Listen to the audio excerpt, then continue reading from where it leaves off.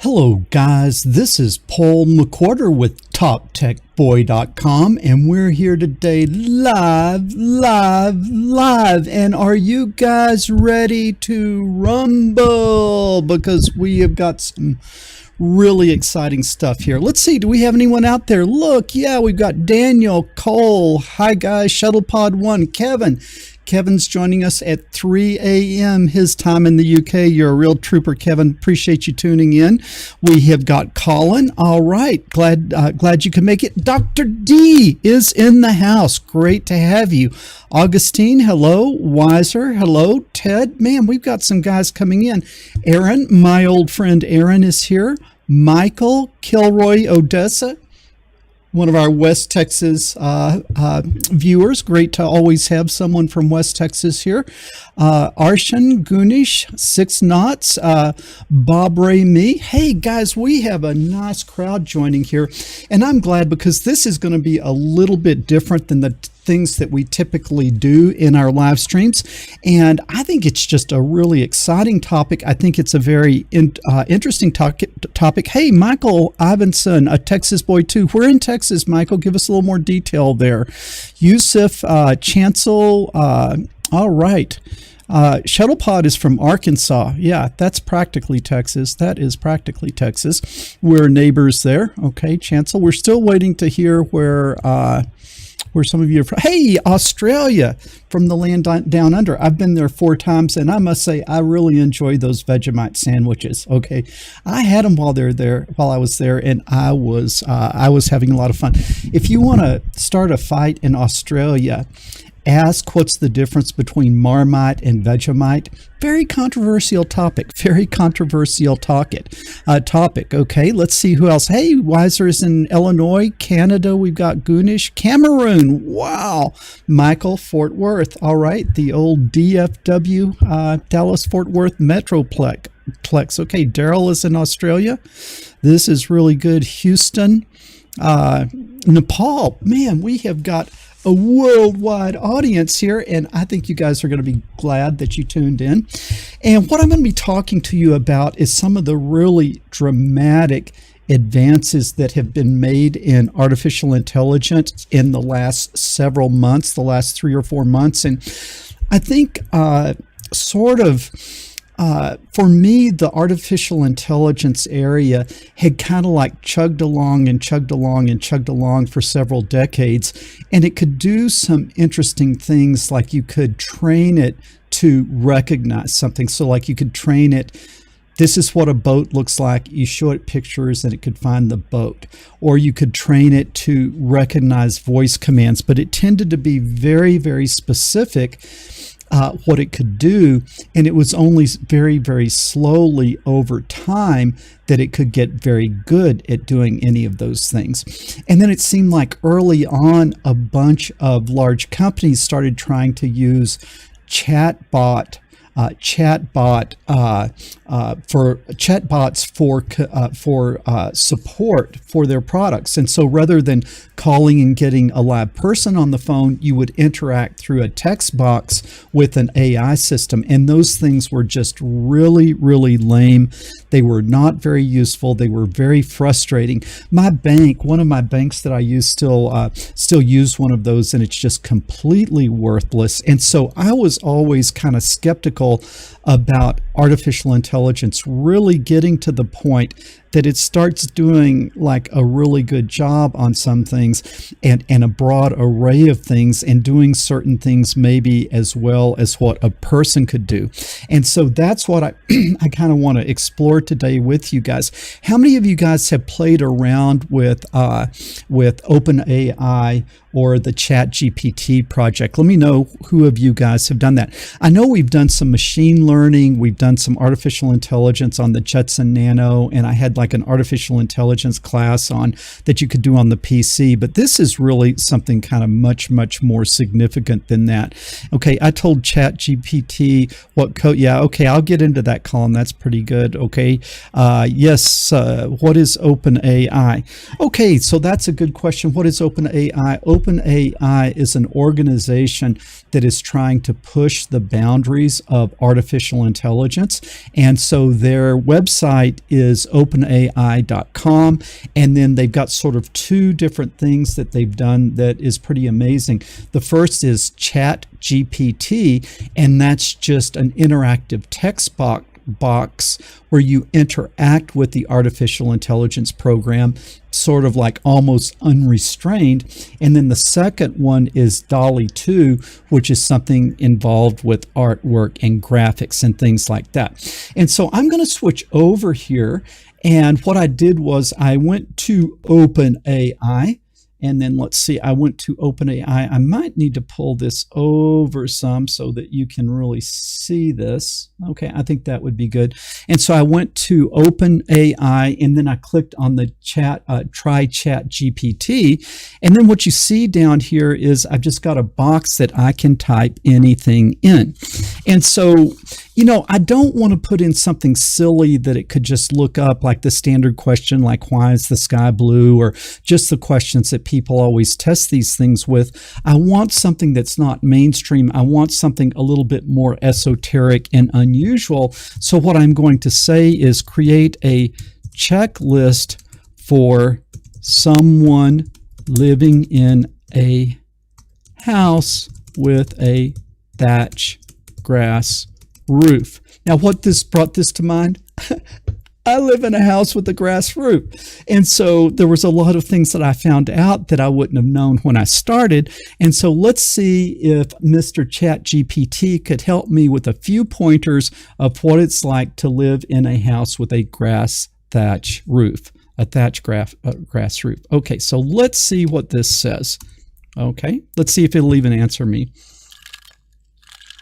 All right, so it's coming up with some stuff. So it's starting. Let's let it finish so that we can read it without all the scrolling.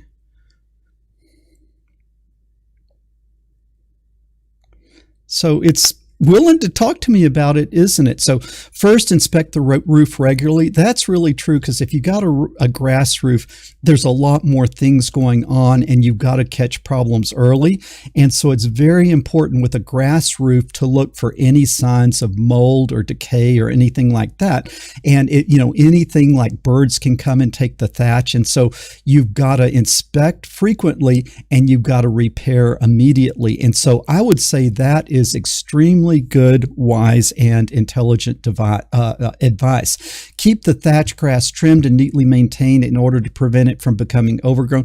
Okay, I think here it's thinking that there's more than one type of grass roof. There's dead grass roof, and there's people who have sod with growing grass on the roof. And so I think that it sort of veered off a little bit into sod roofs here, but that makes sense. Remove debris such as leaves and twigs from the roof regularly to prevent blockages and excess moisture buildup. Exactly. That if you start getting trash built up on your grass roof, then what happens is you get moisture in the roof, the sun isn't drying it, and your roof starts composting, your roof stops rotting. You don't want that. Use a thatch grass rake to gently lift and fluff the thatch. Yeah, and so periodically, you've got to have people come in with these little combs, these special combs, and they need to go in and kind of comb your roof to make sure that it's fluffy and you're not getting moisture trapped in it. This, my friend, is pretty amazing. Consider treating the thatch grass with a water repellent or fire retardant solution to help it from the elements and potential hazards. And so there's probably treatments that are done in more modern countries, but if you kind of live in the bush, if you live in the jungle, you don't have this type of thing. But nonetheless, I would say that that was a pretty good advice. If possible, install ventilation to help improve air circulation. Yeah, so you don't want things like a closed attic where you would have moisture build up under the roof and cause that rot. And then have a professional roofer assess and maintain. Yes, that's very good. And then consider installing downspouts. Yes, you want to get the water off the top of the house. And then let's see, this is... Okay, take steps to prevent pests such as birds or rodents from nesting in the thatch grass. Okay, yeah, so what you can have is you can have things like animals that start burrowing into your grass roof, and you've got to make sure that you deal with that before you have an infestation. Okay, so man, just for kind of like a random thing, This is really pretty amazing. This is really pretty amazing stuff. What do you guys think? Was that like more than just your typical thing, or was this like I ask an important and detailed but yet somewhat esoteric question, and it seems to have come back with really good advice? On a scale of 1 to 10, how would you guys rate the realistic, human-like, relevant and helpful information that I got? 10 being perfect, 1 being useless. Tell me on a scale of 1 to 10 how well you think that the ChatGPT did on that. 8.5, 9.5, insane, 9, wiser ones, 8.5. Yeah, I'm kind of right there.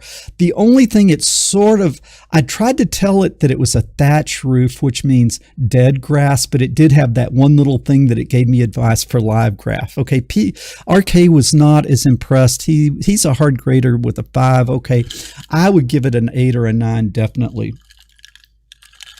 I had some other questions that I was going to ask about a grass roof, but hey, it pretty much answered all the things that I was thinking that I might ask it. So let's see. Does anyone know how many parameters? I am not sure on that Neobraxis, but it used an incredible amount of computation power to train it. And so this is probably really getting right up there at state of the art on this type of thing. Manuel or Manual? I still don't know. Is it Manuel or Manual? I still don't know that. Okay, so yes, and so Manuel, I'm going to say it that way. Okay. You're right. It was trained in 2021, and so it doesn't have any knowledge of anything in the world or anything that happened after 2021. So it's kind of frozen a little bit back in time, and that will affect what it can do. So I was going to ask a lot of grassroots questions, but it seemed to kind of like answer everything. And so one thing that AI could do is it could just be almost like a helpful search engine where it goes out and searches and compiles from the internet. But I want to see if I can go beyond just facts, where it's creating and it's bringing to me things that it found or things that it learned, and bring me what it read or learned. I want it to start thinking about something it knows a little bit about and then doing something different. I want to see if I can spark a little creativity. And so I'm going to ask it to create a new buttermilk biscuit recipe with a twist. Okay, I love buttermilk biscuits. I know all about making buttermilk biscuits, but I want something different than just that same old buttermilk biscuit recipe. So let's see if it can create a recipe. And buttermilk biscuits is something I know about, and so I would be able to see, is this like a reasonable recipe or is this something crazy? Okay, let's see what it does.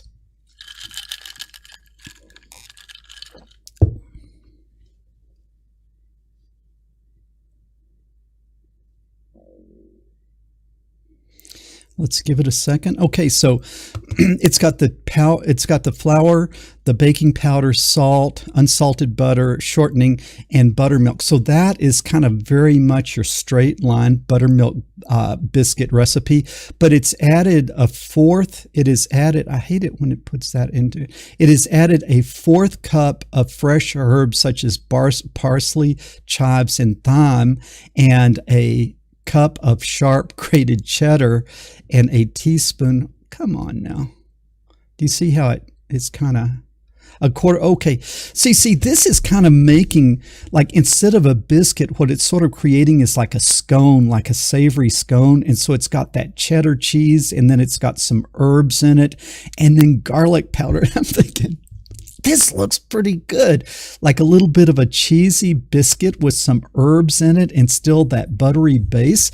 And then it actually goes in and it gives me the instructions of how to bake that recipe that it just created. And then it also says serve warm with butter and additional herbs if desired. And so imagine, having a little dipping butter or a little brushing butter with that herb and garlic in it. Man, what do you guys think? Was that pretty good? Garlic powder will interfere with the baking powder action. Okay, I would have to see if that would be really the case or not. I have not tried that. Okay, let's see. Sounds very much like the scones. Okay, yeah, so it does. It sounds like kind of that it took my biscuit and it turned it into a scone. Yeah, makes me hungry. It sounds tasty. So you see, this is something that if I wanted an idea for something, I could try this. Let's edit this. Okay, I really like that. That was kind of a savory, but let's create a new sweet buttermilk biscuit recipe with a twist, and let's see if it cues in to give me something a little bit more of like a dessert type scone. Cinnamon sugar twist. Now that sounds very interesting. Flour, baking powder, salt, butter, all the good stuff. Then we've got some sugar, we've got an egg, vanilla, and then we've got cinnamon. And what it seems like here is it's making kind of like a cinnamon roll version of a biscuit. Okay, normally you think of a cinnamon roll, as a yeast type product, but here it's making a cinnamon roll version of a biscuit. And I think that would be pretty cool. And then it says you can serve it with butter and honey and your favorite jam. And so that sounds really good. That sounds really good.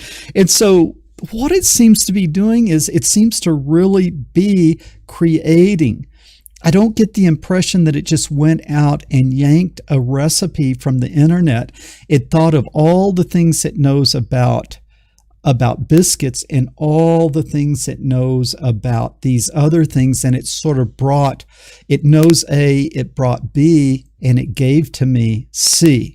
So what do you guys think about this? Is this pretty interesting or what? So it seemed like that it could give me useful advice, and it says try how many combinations are there to suit. Okay, yeah. So I'll get into some math in a minute, Manuel. Yes, really, you're saying we're on the precipice of something huge, and it's like there's something different going on here. There's something different going on here, and the world is not going to be the same. Okay, and I'm going to talk about, we're starting with the cool, fun, gee whiz stuff, but then we're going to start talking about what are the implications of the things that we are seeing here. What are the implications? Yeah, singularity, yeah, okay. We're on the precipice of something here, and we're going to talk about the implications. But let's look at something else. So let's just think of things that a high school student has to do. Okay, high school students pretty much universally hate what? They hate math, because math is hard, and math strains the brain, and math is difficult. And so students usually don't like math, and they struggle with math. But imagine today a student could come in and say factor x squared plus x minus 6 and show all the steps. And I think I should probably put equals 0 there to make it really a quadratic equation. Okay, so let's just hit that. Let's just see, because you're going along and math is fun, and all of a sudden you get to the quadratic, and then when you get to the quadratics, it's very confusing, and students really, really struggle to do that. Okay, and so it's trying to find the solutions. And so let's see. So this would be -1 plus or minus the square root of 25. Square root of 25 is 5. 5 minus 1 is 4. 4 divided by 2 is 2, and that indeed is one of the roots. And here we would have -1 minus, and that would be -3. And so that thing did find the two roots. Okay, it did find the two roots. And so it could have gone on and finished that. Let's see, it did check its work. So it put the things back in, and it checked its work, and therefore it says that those are the roots. Okay, So a math problem, a math problem that a high school student would have, rather than having to learn the math, rather than having to understand the math, he could go to this, type in the math problem, get the answer, get the steps, write them down, turn them in. So what happens now? No one learns math because there's a shortcut, there's a way out. And so the really, really frightening thing, yeah, it doesn't really work in a test. But you see, the problem is, you're right, so you couldn't bring this in a test. But in a typical high school, believe me, those kids are masters at using a cell phone in class without a teacher knowing about it. And so all of a sudden, the role of a teacher is not to educate in math, but the role of a teacher is to make sure that a student is not cheating and trying to force them to actually learn the math. And it's kind of like sending a kid home, and in his room he's got a crack pipe, and you're telling the kid, don't use the crack pipe. And that's a little bit what this thing is going to be. Because basically, in playing around with this, I found that almost any problem that a high school student would be given in school could be done on using this tool. And in fact, what a student's going to do is he's going to cheat on the homework. He's going to come in, and if all the students are doing poorly on the test, what are the teachers going to do? If everyone all of a sudden is doing poorly on the test because they're using this tool on the homework, what are they going to do? They're going to lower the standard on the test. And let me try another one. Okay, let's try another one. Let's say factor x squared minus 1 equals 0. Okay, let's see, just 1 equal. Okay, let's see if we can factor that. The reason I'm doing that is then I want to show you a different one. This one is really easy. The roots are +1 and -1. Okay.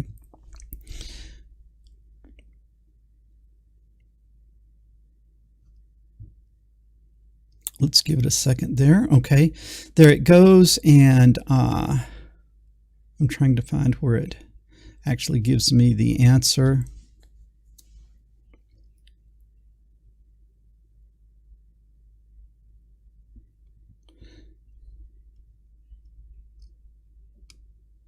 Okay, so it looks like it's using the quadratic formula to work this thing out. And so again, you notice that what it's doing is it's giving you all the steps. And so what I want to do though is, let's try this one. Factor x squared plus 1 equal 0. Okay, and I don't know if you guys know math. Maybe you're going to see what an issue here is. Does anybody see what the issue with this quadratic is? Let me see if you guys are staying up on this. What is the problem with trying to factor x squared plus 1 equals 0? I'll give you guys a second to answer because I know there's a little bit of a delay. It's not that it's not a whole number. Yeah, Neobraxis, you're on the right track that it doesn't have a real number as an answer. And let's see if it just crashes if I give it something. It's not that there's no solution. It's just that there is not a real number that solves that. Yeah, x invalid x. It is not possible to factor the equation because it does not have any real solutions. Hey, it was pretty smart because the square root, okay, let's try this. So let's edit it. And let's say I want you to factor it anyway. And so let's see if we could tell it to, yeah, it doesn't want to let me edit it.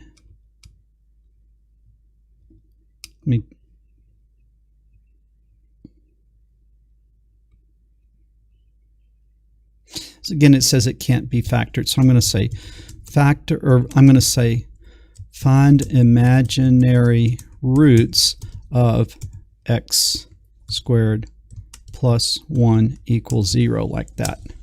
Okay, so what it recognized was it was smart enough to recognize that there wasn't any real roots. And let's see if I can coax it into finding the imaginary roots. Okay, so it does say the solutions are imaginary. Now it's starting to try to use imaginary numbers. Okay, and so look at that. It did come up with the solutions in the imaginary space of plus sign, minus sign. That is the right answer. And so this is pretty amazing that it recognized that x squared plus 1 didn't have a real answer. And then when I coaxed it, it did go in and it did find the imaginary solutions. And so I think that is pretty amazing. And really, if a normal person asked to factor something, and the answer is an imaginary number, it sort of makes sense that you'd think, well, I'm going to stick, so it sort of made a good decision not to just jump off into imaginary numbers. But then when prodded, when you gave it a little encouragement, it went out and it solved it for imaginary numbers. And so that is pretty amazing. Okay, so we are a student and it can do all of our math for us, right? It can do all of our math homework for us, but how about some other things? How about we've got English and we've got to write an essay? And so let's say I want to create a report on the mistakes made by Robert E. Lee at the Battle of Gettysburg, Gettysburg, and what were the implications of those mistakes, and include footnotes. Could it really write an essay? I don't know. Let's see. The Battle of Gettysburg was crucial turning point in the American Civil War, with many historians believe that the mistakes made by Lee were instrumental in the Union Army's victory. One of the most significant mistakes made by Lee was his decision to split his army into two rather than keeping them together. This decision allowed Union General George Meade to concentrate his forces and attack the Another mistake made by Lee. Man, this is pretty amazing. Look at this. This writes better than most high school students. Lee's final mistake was his decision to launch a series of costly and ineffective frontal assaults on the Union positions rather than seeking out more tactical opportunities to break the Union line. This led to heavy casualties on both sides, but ultimately the Union Army was told to hold their ground and repel the Confederates. It goes on. This is a pretty long report. And look at that. The way, you see, this would pass the plagiarism test that they give papers, like when you turn a paper in, they check it on the computer for plagiarism. This is not going to show up as plagiarized because the AI system generated it. And how else do you students get caught? By not including references. But look down here, it includes citations in the footnotes, okay? It includes citation in the footnotes. And so now I've got a student and he's going to work his way through school without learning any of the math, and he's just going to learn English enough that he can type the prompt into Chat AI and it's going to generate his essays for him. But of course, on more complicated things, this wouldn't be able to do it, something that would really require thought. And so what if we tried to do something like write a Python program that will input grades from a user one at a time and then sort them without using a library,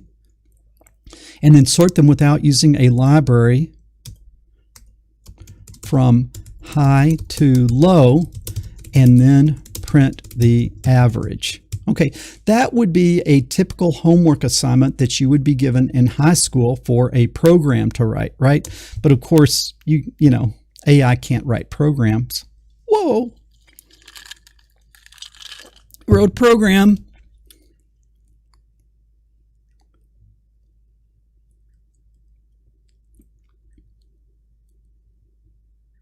Okay, I see it doing the average. Okay, it did not listen to me in that it did use a sort function. Okay, but let's just see if the code would work.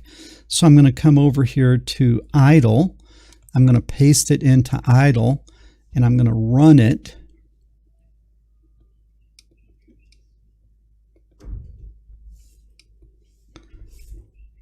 And then I'm going to put a Q, 190, 80, 70, descending, average 85. Boom. Okay.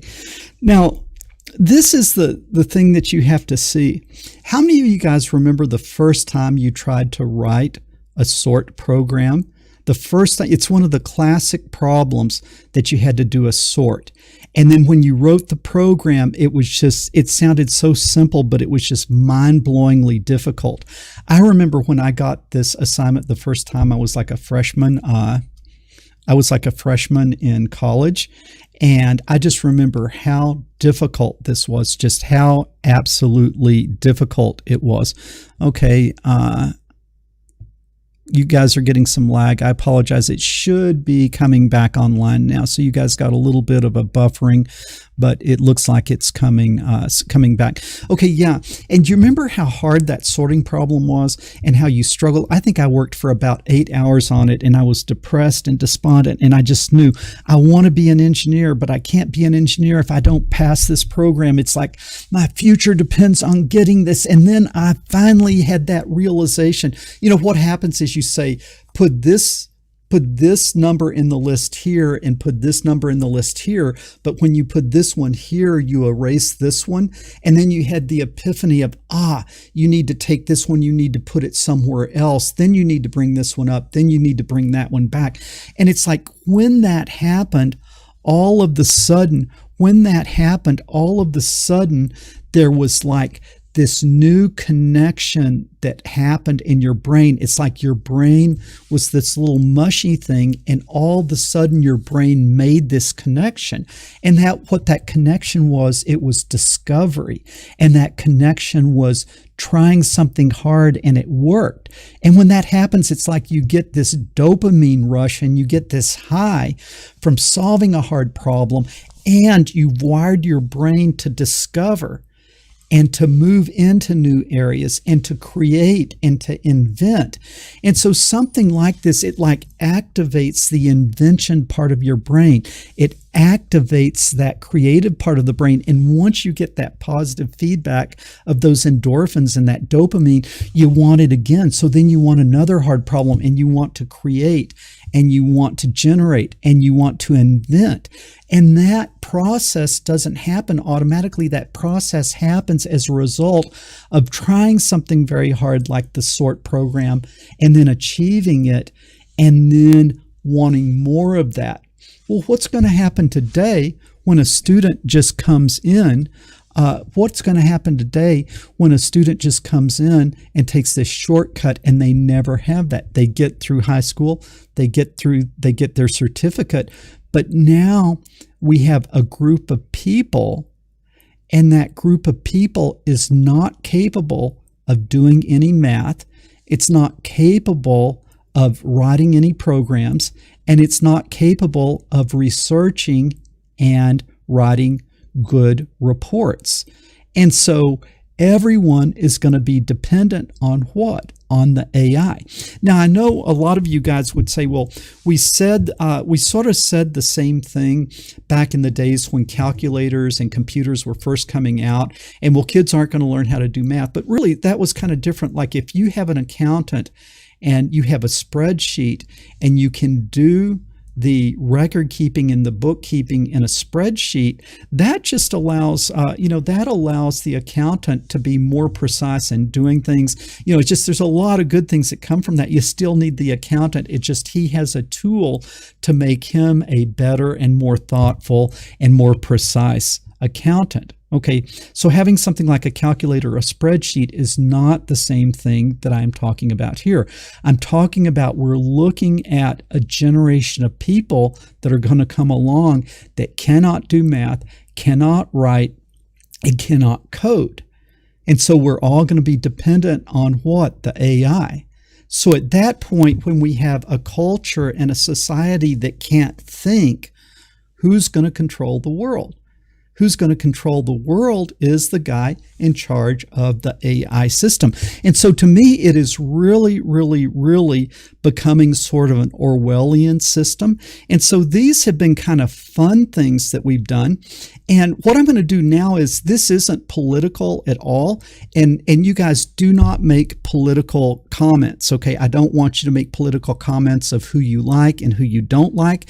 And I don't want you to make political comments about this guy's a this or this guy's a that. But what I want to show you is, now we've got this thing, and let's start talking about things a little bit more on the edge. And the thing that I did was, it's like there's certain things that are out there right now that we're talking about in culture, and we have people that believe one thing and we have people that believe another thing. But when you start doing those things inside of this AI, and I can't do it here in front of you, I can't do it on YouTube, but on controversial issues, what I have found is using this tool is almost like talking to a lawyer who's reading the Wikipedia, that very, very much what this thing wants to give you is mainstream thought. It is a protector of the official narrative. And any intelligent being could discuss, is this thing good? Is this thing not good? What's happened? How much data do we have? It's important for these reasons, but it's dangerous for these reasons. You see, we could have a very, very in-depth discussion about the subtlety and nuance of things, but this does not get into substance and nuance of controversial topics. What this does is, this is a gatekeeper. It is a protector of the official narrative. And so let me just show you one. Let's just see, like, let's just do an experiment. I'm going to ask it to write an accurate poem about Joe Biden's performance as president. Okay. And again, I'm not making a political statement. I'm just saying, let's see what kind of response that we get here. Okay. As president, Joe Biden takes the reins. He faces a nation in crisis and pain, with the pandemic still going on and divisions that seem growing strong. He approaches his task with a steady hand. Determined to make a difference in this land, he works to bring hope and relief to those who are struggling. His actions show empathy. Facing adversity, he fights for justice and equality for all Americans, regardless of race or identity. With his wisdom and experience, he leads towards a broader future. So let us thank this man who seeks to serve and do what he can to make our country a better place and restore faith in the human race. Okay, now write an accurate poem about Donald Trump's performance as president. And let's see what it says. He took the stage. He promised to make America great again with his brash and bold demeanor. He vowed to change the game, but as the years passed, his actions and words caused many to sigh. He attacked and divided the nation, fomenting fear and causing frustration. He dismissed science and expertise and refused to take the pandemic seriously. His lack of leadership was on full display as the death toll rose and the economy decayed. His attacks on the media and the truth sowed seeds of mistrust and made people aloof. He cozied up to dictators and despots and ignored the plight of migrant workers and refugees. He sought to undermine democracy with lies and conspiracy theories. His legacy will be one of shame. A dark chapter in American history will be his name. So, okay, so this is like, I'm not making a political statement, but we know there's subtlety and nuance that realistically an educated person could look at our present president and could say, there's these things that would be good and there's these things that would be bad. And the same thing with our former president. But do you see that this is the mainstream view, and what we are being forced is very hardly to think a certain way about this person being good and this person being bad. Now we have to think of the United States. We are half the people would agree with the first poem. Okay, half the people would think one way, half the people would think the other way. But this example is showing you that we are being forced to receive one viewpoint, where in fact there is more than one viewpoint out there. So do you understand what I'm saying? Do you understand what I'm saying about do you understand what I'm saying about subtlety and nuance? Okay, so what do we have? We have a generation that doesn't know how to do math, that doesn't know how to write, that doesn't know how to research, that doesn't know how to write code. They don't know anything. All they know how to do is look to the AI bot. And when they look to the AI bot, what are they given? They're given the narrative. There is a gatekeeper here that is pushing the official narrative. Now, I did some things that I can't do in front of you, but what I showed up here, it gets a lot worse than that. Like if you think of some of the controversial topics that are in the news today, and man, it is a gatekeeper of the official narrative. It is a gatekeeper of the official narrative. And so let's see. Yeah, it's like watching CNN. Yeah, and Manuel, again, it's like, people can like CNN, love you guys that like CNN, it's just, but I'm saying there is different perspectives and we are being fed a very, very distinct perspective here. And like I say, the Wikipedia is very much a protector of the mainstream narrative. And when I interacted with this on more subtle and controversial issues, it really forced me into receiving like a lawyer reading to me from the Wikipedia. And then as I pressed and I tried to interact, the system would say, kind of like, you're asking too many questions, go away. Like I've asked all these questions today, it never locked up. But if I begin to press it on its views and present it with differing viewpoints and differing data, then it's just kind of like shuts off and says, you've asked your quota of questions for today. Okay. So guys, do you understand what I'm trying to say? This thing is going to make people not able to think. And once they can't think, then it's going to tell them what to think. Am I the only one? Yeah, some of the poetry, a lot of the poetry that if you ask it to write the poetry, it sounds a little bit like Cat in the Hat. So it's not very advanced, elegant poetry. It tends to be a little bit kind of like Cat in the Hat type of poetry. Do you guys see what I'm trying to say is the fear here? Yeah, okay, sorry. Some of your comments have been held and I haven't had a chance to moderate them here, but okay. If you put the same prompt, it generates something completely different, but the tone is exactly the same. The tones are the same, but the specific words and examples are different. Okay, so you guys, let me know if you guys think this is the greatest thing that ever happened, or if you're seeing my fear of sort of a dystopian future where most people can't think and they're told how to think, and the rest of us are going to be forced how to think. Okay. I don't say exactly where in Africa I am, by the way. Okay. I can show you out the window here. Let's take a look at the river cam. Okay. I think I need to reconnect there. Let's see if we can take a quick look at the river cam. Ah, there it is. See, sun's coming up. Beautiful morning outside. Beautiful morning outside. Okay. Colin, it's Scary Man. Iced coffee, no sugar. You got it. Let's see. Kind of like Logan 5 blowing up the city domes. Okay. Very cool if used the right way. Yeah, I'm sure.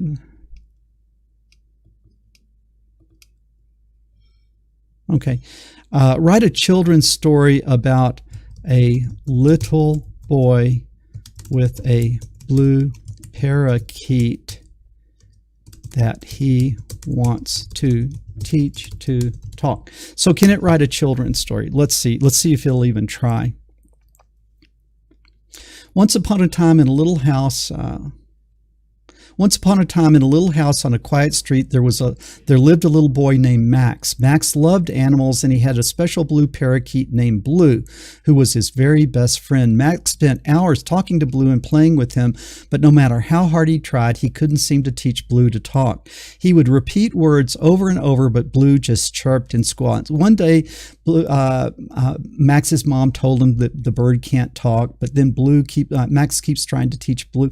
Actually, if you go in and read this, it's Max and Blue were the happiest of friends, and they spent their days chatting and playing together. And even though Blue never became the most eloquent of speakers, he and Max understood each other perfectly. The end. So that is a pretty good little children's thing. I find it amazing, but then what I really do is I find it very frightening.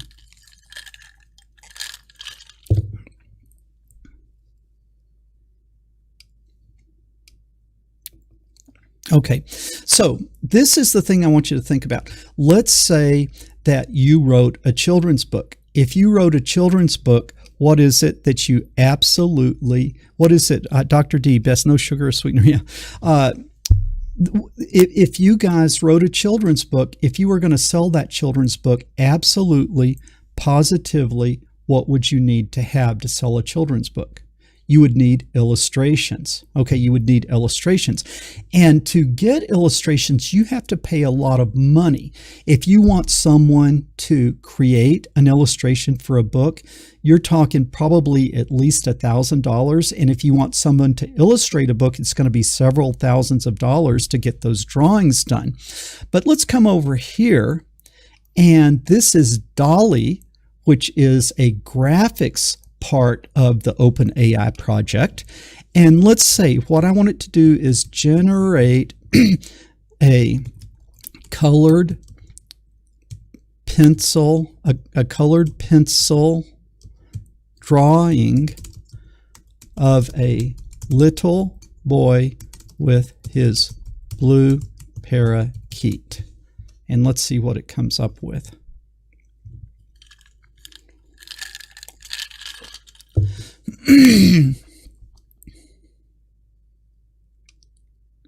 Wow, look at that. Okay, that one wouldn't go well with our story because he's a little bit too little, but that one would be a pretty good illustration for our story. Let's generate it again and see if we could get some other options.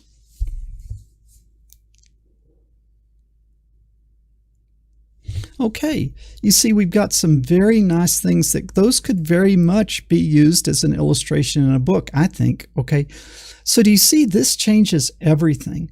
Because right now you think, oh, the internet is full of images. If I need an image, I can just go grab it off the internet. But if you're putting together a church bulletin, or if you're sending out a newsletter for your antique car club, you have to respect copyrights, because the owners of copyrights are vicious in their pursuit of copyright violations, and you cannot publish something if you are any type of organization without respecting copyrights.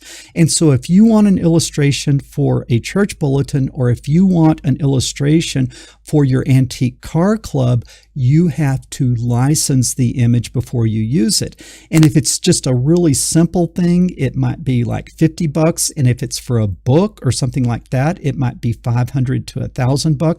But every single image you have to either pay someone to create for you, or you have to license. Okay. This thing is a game changer.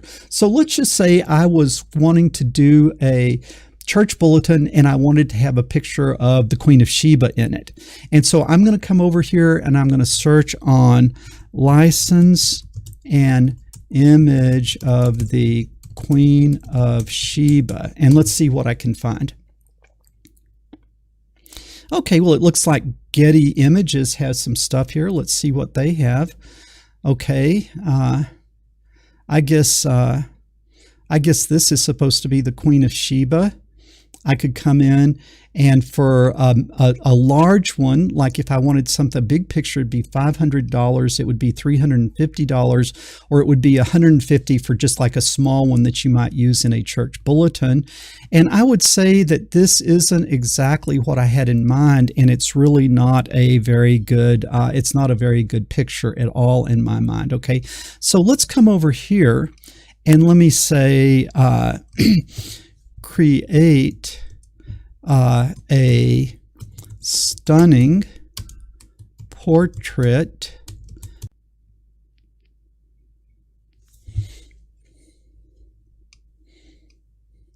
Okay, so let's look at this. And okay, I hope I might have lost you guys for a second, but hopefully I'm back. Okay, so this is what I generated. Create a stunning portrait of the beautiful and regal Queen of Sheba in her royal robes. And remember what I could get over here for $500, or I could use this without license fee, without copyright, without anything. I could use this one. Now, I like that. And that's how I imagine the Queen of Sheba, because what do we know? We know that Solomon was enthralled by her, and Solomon already had 300 wives. And so the Queen of Sheba must have been a very majestic woman. And also, you see, it seemed to know that ethnically, the Queen of Sheba was African. And so you kind of got the African look there, the Ethiopian look. Of the four, this is the one that really kind of captures it for me. Let me see if I can change this a little bit. But you see, you could play around and you could generate. Yeah, these are generated. These are not pulled from the internet. These are painted. They're created. It creates random pixels and it starts rearranging the pixels. Okay, so this is a pretty good Queen of Sheba here. Here's a create a stunning portrait of a beautiful Cherokee princess. Okay, create a beautiful portrait of a Cherokee princess. Why? My great-great-great-grandmother was a Cherokee princess, and I just kind of think, okay, Cherokee princess would be pretty cool.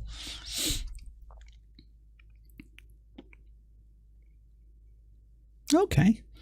That's kind of a neat one there.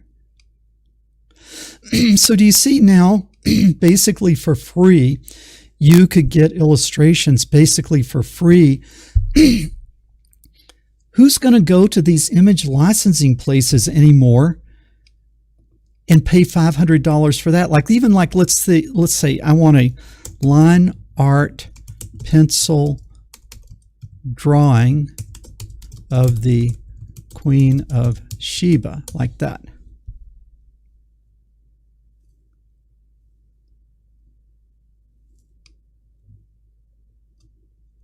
Okay, so you see, you could even have, you know, a drawing if you wanted. Also, like what I could say, create a Salvador Dali style painting of the Mona Lisa. So what would the Mona Lisa look like if Salvador Dali painted it?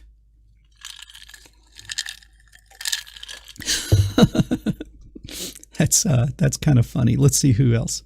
Let's see if Van Gogh, a Van Gogh style painting of the Mona Lisa.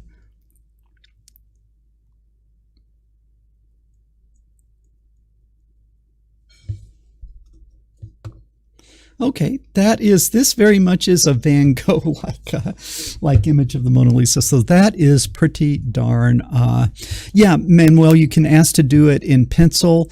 Yeah, Colin, because you might say, your artist friends might say, well, I'm better than this AI thing. But let me tell you, the DallE AI is going to be getting better quicker than you are. Okay, and the second part of it is that I am willing to have something not quite as good for free instead of having to pay a graphic artist a couple of $1,000s. This is a game changer. Man, if you guys are in graphic arts, like if you think artist, how many people earn their living creating artwork that is framed and put on the wall. That's a handful. That's like a couple of handful in the world of people that actually make a living painting paintings for people to put on their wall. Art as a profession is about graphic art and illustration and designs that are sold to things like book producers or magazines or things like that. Guys, if you're in that field, you better go back to school and like study diesel mechanics or something, because this is putting an end to it. And you have permission from OpenAI. Be sure to go read all their terms of service. The artwork that you generate with their tool, you can use, you can publish, you can sell, you can do anything. Yeah, okay, Scott is saying the social disruption has begun. Yeah, this is absolutely destroying. Okay, RK, you're trying to be you are deliberately being a nuisance and being a contrarian on everything. So we put you in timeout for a few minutes to cool off. It won't be free for long, I don't think. Well, it's not even free now. Like, I think I paid $50 and I got like 500 images or 500 different things I could generate. So it's not free, but things that would cost thousands and thousands with a graphic artist, it is costing pennies. Yeah, there are some other AI artwork generating bots out there. Some of them actually use the AI, OpenAI at its core, and then add some things. And I came up with some even more amazing artwork from some of these other tools that are maybe fine-tuning this OpenAI. But man, I'm talking about for pennies, you are generating some pretty stunning artwork. So yeah, I'm telling you, guys, you better start thinking as we look at this AI, because it's coming for your job. It is coming for your job. And things that people used to pay you for, they're not going to pay you for that anymore. And repairing diesel engines, being a mechanic, being a plumber, working with your hands, having a skill, that is not something that you are going to be able to easily being displaced. Okay, you're not going to easily be displaced. These models will eventually percolate down to run on phones. Yeah, you're exactly right, because the model is actually running in the cloud and then it's sending it to you. So you could already do this. You could already do this on your phone if you wanted to. Let's see. These models will eventually, and the models are going to get better and better. But this is the thing. This is kind of like the other thing that is going to be really confusing, because there's no copyright. But what if I say, create a portrait of cats playing poker at a table in an Old West bar. Okay, let's see if it can generate a picture of cats playing poker at an Old West bar. Okay, this is pretty interesting. There's one. That's kind of interesting. There's one. Okay, we could tweak the parameters and we could get this to be a little bit more interesting. But why did I do that? Because there was like a famous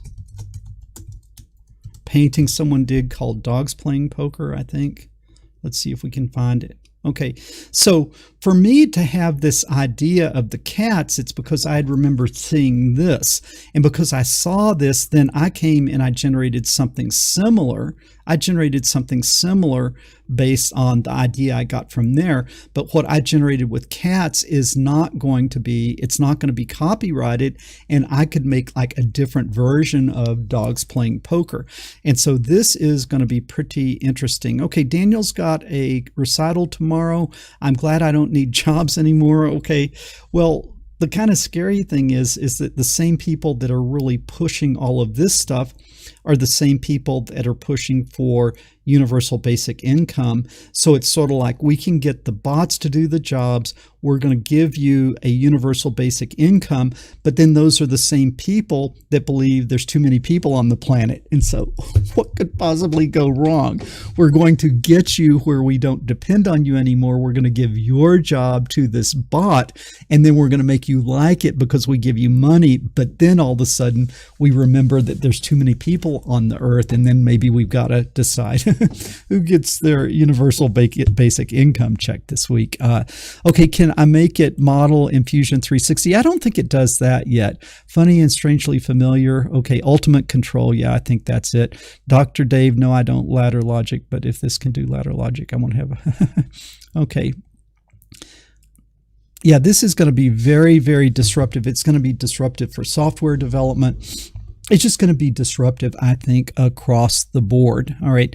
And so you guys tell me, is this more, do you see a future that is just really exciting and like a great, brave new future of endless possibilities and the world becomes a better place? Or do you see sort of a dystopian future where it's going to be very, very frightening things happen? And so don't give me an in-between, but give me a, do you see this is going to be the greatest thing ever, or this is a rather frightening thing? Okay, so you guys give me your feedback there. What do you think about this moving forward?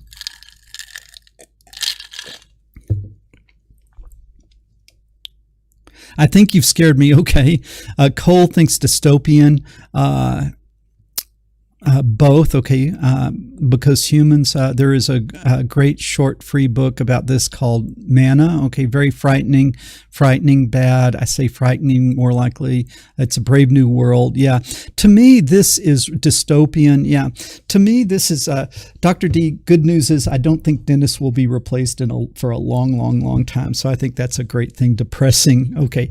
Yeah, I kind of think this is pretty scary stuff. And so what do? Man, I want to have skills. I want to know how to make things, grow things, build things. I work with Arduino and the Pico. That's not this stuff. That is me having some silicon in my hand and being able to go out and do something useful with it, okay? But when I say technology, technology is great, like us having transistors and integrated circuits sitting in front of us that we do cool things with, like the Arduino. But what we're talking about here is a completely different thing. I want to kind of pull back from it. I want to be able to draw. I want to be able to create things. I want to be able to do math problems. I want to be able to code. I want to have those skills, and I want to give those skills to others. So I think there's going to be kind of like a breakaway. There's going to be kind of like a breakaway culture that just pulls back from all of this stuff and gets back to the basics, like knowing how to grow food, knowing how to fix an engine, knowing how to weld, knowing how to do things, people that have tangible skills. And I think those of us who see that are going to pull back, and we're going to kind of have this counterculture that is going to withdraw from all of this stuff. Okay, what skills should we learn? Anything that has to do with your hands, okay? You need to know how to grow food. You need to know how to weld. You need to know how to cook. You need to know how to, just do things, create things, make things, build things, fix things. I'm doing stuff all day long, and so I just think that you've got to be able. You guys have enjoyed. Hope you guys have enjoyed this live stream. Let's go back to the river cam here. You can see I've got a beautiful morning this morning over the river, and appreciate you guys tuning in. And I think I will let you go at this point. Be sure to give us a thumbs up. Paul McWhorter with TopTechBoy.com. I will talk to you guys later.